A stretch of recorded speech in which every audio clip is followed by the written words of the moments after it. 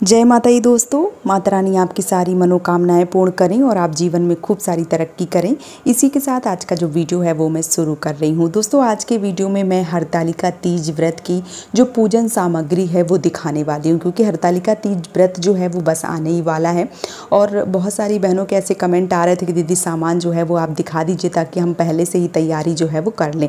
तो मैं आज आप सबसे एक विनती करना चाहूँगी कि जो भी सामान मैं आज बता रही हूँ वो आप एक नोटबुक लेके और एक पेंसिल लेके आप सारी चीज़ें जो है वो नोट कर लें, ताकि जब भी आप बाज़ार जाएं तो बहुत ही आसानी से सारी चीज़ें जो है वो ख़रीद पाएँ। और एक एक करके सामान खरीदेंगे, टिक करते जाएंगे तो बहुत ही आसानी से सारा सामान जो है वो आपका आ जाएगा। तो चलिए अभी दिखा देती हूँ कि कौन कौन सा सामान जो है वो हमें लेना है।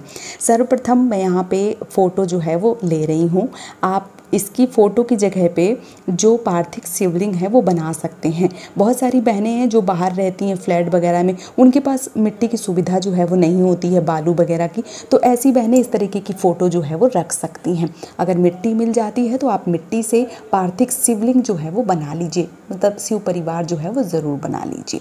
साथ ही साथ ये फ़ोटो जो है वो भी आप रखना चाहते हैं, पार्थिव शिवलिंग रखना चाहते हैं तो दोनों रख सकते हैं। आप केवल मिट्टी के जो शिवलिंग है वो उनकी पूजा करना चाहती हैं तो वो भी कर सकती हैं, या मेरी तरह इस तरीके से जो फ़ोटो है वो आप ले सकती हैं। मैंने यहाँ पे फ़ोटो जो है वो ली है ताकि जो भी बहनें व्रत करती हैं बाहर प्रदेश में भी हैं उनके लिए बहुत ही आसानी हो सके। तो इस प्रकार से आपको फ़ोटो जो है वो ले लेना है। साथ ही साथ यहाँ पे एक लोटा मैंने जल जो है वो लिया है, ये कलश लिया है, क्योंकि कलश की स्थापना की जाती है, पूरे 24 घंटे निराजली व्रत किया जाता है, तो कलश जो है वो अत्यंत महत्वपूर्ण है। कलश रखें और अखंड ज्योति जो है वो जलाएं अगर आपके घर की परंपरा है तो, क्योंकि जब हम व्रत करते हैं ना, अखंड ज्योति जलती है ना, तो भगवान किसी न किसी रूप में आपके घर जरूर आते हैं। और जितनी देर आप पूजा आपकी चलती है, मान लीजिए थोड़ी कहीं नींद भी आ गई या थोड़ी देर भगवान जी के पास आप नहीं भी गए, तो अखंड ज्योति जलती रहती है, तो जो अग्नि देवता हैं वो पूजा में शामिल रहते हैं। इसलिए आपको जो कलश है उसकी स्थापना ज़रूर करनी चाहिए। तो मैंने कलश के लिए मिट्टी का कलश जो है वो लिया है। आप यहाँ पे पीतल का जो लोटा आता है वो ले सकते हैं, या तांबे का लोटा ले सकते हैं, जो भी आपको आसानी से मिल जाए। यहाँ पे मैंने जो सिंगार है वो लिया है, देखिए मैं आपको दिखा देती हूँ। ये सिंगार जो है वो मैंने माता गौरी के लिए लिया। ये काजल जो है वो खुल गया, इसलिए यहाँ पे निशान जो है वो पड़ गया है। तो ये माता गौरी के लिए सिंगार लिया है। साथ ही साथ यहाँ पे जो चुनरी है वो ली है माता गौरी के लिए। ये हरतालिका तीज व्रत की कथा की जो किताब है, पोथी है, वो है मेरे पास। यहाँ मैंने जो रक्षा सूत्र है वो लिया है। साथ ही साथ पीला वस्त्र लिया है, चौकी ली है, और ये जो आम के पत्ते हैं वो लिए हैं। यहाँ पे अगर आम के पत्ते आपको नहीं मिलते हैं तो आप अशोक के पत्ते भी ले सकते हैं, और अगर वो भी नहीं मिलते हैं तो फिर आप पंचपल्लो जो है, जो कलश के अंदर डालते हैं, हल्दी की गांठ, पैसे, सुपारी और चावल, उस तरीके से भी डाल के आप और उसके ऊपर अनाज रख के भी बना सकते हैं। जो भी चीज़ें आपको आसानी से मिल जाए, जो मेरे पास है वो मैं आज आपको दिखा दे रही हूँ। तो ये तो रहे कलश स्थापना और जो फ़ोटो है वो रखने के लिए सामग्री। यहाँ पे देखिए, यहाँ पे पंचामृत लेना है आपको, घी, शक्कर, शहद, दही और दूध। इसके बाद ये जो चावल है ये मैंने लिए हैं आसन देने के लिए। साथ ही साथ यहाँ पे मैंने जो देख पा रहे हैं आप, ये गांजा है, भांग गांजा जो भी मिल जाए, सूखा हुआ आपको पिसा हुआ वो आप ले सकते हैं। और आपको अगर आकड़े का फल, आकड़े का जो फूल आता है वो मिल जाए तो वो ले लें। जो मुझे मिल गया वो मैंने यहाँ पे लिया है। साथ ही साथ गणेश भगवान के लिए दुर्वा मैंने ली हुई है। यहाँ मैंने जो पुष्प हैं वो लिए हैं। फुलैरी अगर आप बांध रहे हैं, फुलैरा जो है बांधा जाता है इस दिन, फुलैरा बांध रहे हैं तो थोड़े ज़्यादा जो फूल हैं उसकी आवश्यकता पड़ती है, तो फुलैरा जो है वो बांधें तो फूल थोड़े ज़्यादा इकट्ठा कर लें। यहाँ पे मैंने जो पंचमेवा है वो लिया है। यहाँ पे मैंने मिठाई ली हुई है। साथ ही साथ यहाँ पे देखिए, यहाँ पे मैंने ये माचिस, ये यहाँ पे बत्ती ली हुई है। यहाँ पे मैंने जो चंदन है वो लिया हुआ है। साथ ही साथ ये धूप बत्ती ली है। ये मैंने कपूर लिया हुआ है, और ये उपले लिए हैं। जो लोग गांव से ताल्लुक़ रखते हैं उनका तो गांव में ही मिल जाते हैं, हम लोग बाहर रहते हैं तो बाज़ार में इस तरीके के उपले मिलते हैं। तो इस तरीके से बने हुए उपले जो हैं वो मैंने लिए हैं अग्यारी करने के लिए। साथ ही साथ यहाँ पे जो दिया है, क्योंकि अखंड ज्योति जलती है तो ये दिया है रात भर जलेगा, तो ये दिया मैंने लिया हुआ है। यहाँ पर आप पीतल के दिए का भी प्रयोग कर सकते हैं। साथ ही साथ यहाँ पर मैंने हवन सामग्री का प्रयोग किया है, मतलब हवन सामग्री जो है वो मैं यहाँ पर ले रही हूँ। और जो मीठा है वो रखा हुआ है। साथ ही साथ यहाँ पर मैंने देखिए हल्दी, चावल, रोली जो चीज़ें हैं वो मैंने ली हैं। ये एक सिंदूर की डब्बी आप बिल्कुल अलग रखें। ये जब आप माता जी को चढ़ाएं, उसके बाद जब पूजा पूरी संपन्न हो जाती है, उसके बाद माता गौरी से सिंगार लिया जाता है, तो आप ये सिंदूर एक पीले कलर का अलग ही रखें, मेरा ऐसा मानना है। और ये सिंदूर जो है वो माता गौरी को चढ़ा के आप अपने मांग में भरें, उसके बाद अपने सिंदूरा में इसको ज़रूर डाल लें। इसका बहुत ज़्यादा शुभता का प्रतीक माना जाता है और बहुत ज़्यादा शुभ माना जाता है।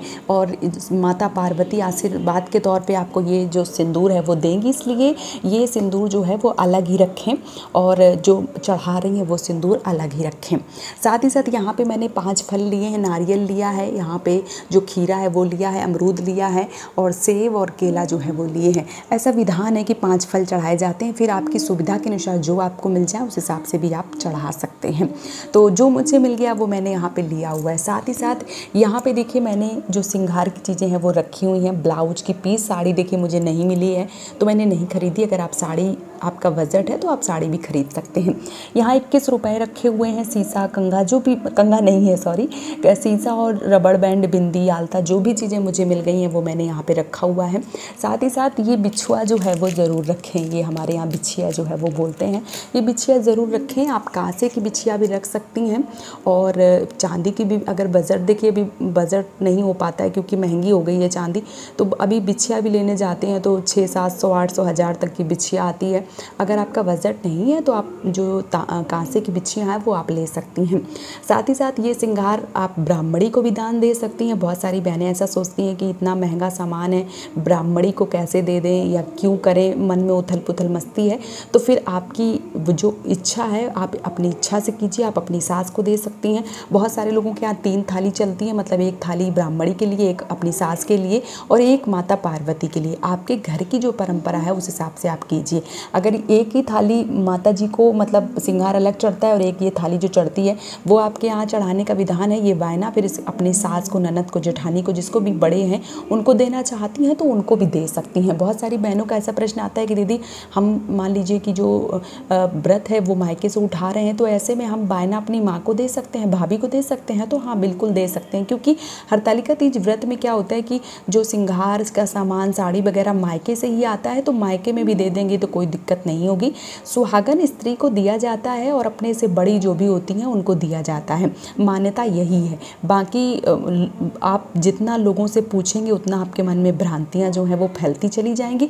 तो मेरा यही मानना है कि आपके दिल की जो इच्छा करती है आप वो करें। आपकी भाभी को, अपनी माँ को, अपनी सास को, अपनी ननद को, अपनी जेठानी को, जिसको भी आपकी इच्छा कर रही है उसको आप दें। आप चाहें तो ब्राह्मणी को भी दे सकते हैं। तो इस प्रकार से ये सारा सामान जो है वो अब बहुत ही आसानी से आपको मिल जाएगा। तो इस प्रकार से आप सामान जो है वो रखिए और पूजा की जो तैयारी है वो पहले से ही कर लीजिए। मैंने यहाँ पे सारी सामग्री जो है वो आपको दिखा दी है। बस यहाँ पे फुलेरा जो है वो मैंने नहीं दिखाया है, तो आप कोशिश कीजिए कि फुलेरा ज़रूर बांधें, कम से कम 5 फुलेरा बांधें। और लड़ियाँ देखिए, जो फूलों की लड़ियाँ होती हैं बस वो लटकाई जाती हैं। आपको अगर समझ में ना आए तो आप लड़ियाँ जो हैं वो लटका दीजिए पूजल स्तर पे। और केले के पत्ते का मंडप बनाइए, मैंने वो नहीं दिखाया है, और मंडप बना के मैंने नहीं दिखाया। बाकी सामग्री जो है वो यही लगती है, बस केले के पत्ते जो हैं वो ज़रूर लगते हैं और फूलों की लड़ियाँ लगती हैं। बाकी ये सामान जो है वो इतना ही लगता है, बाकी कम ज़्यादा आप अपने बजट के हिसाब से देख सकते हैं। तो ये रही सामग्री की लिस्ट और सामग्री जो है वो मैंने दिखा दी है। उम्मीद करती हूँ कि आपको वीडियो पसंद आ गया होगा। वीडियो पसंद आया है तो मुझे सपोर्ट कीजिए और इस चैनल को सब्सक्राइब कीजिए।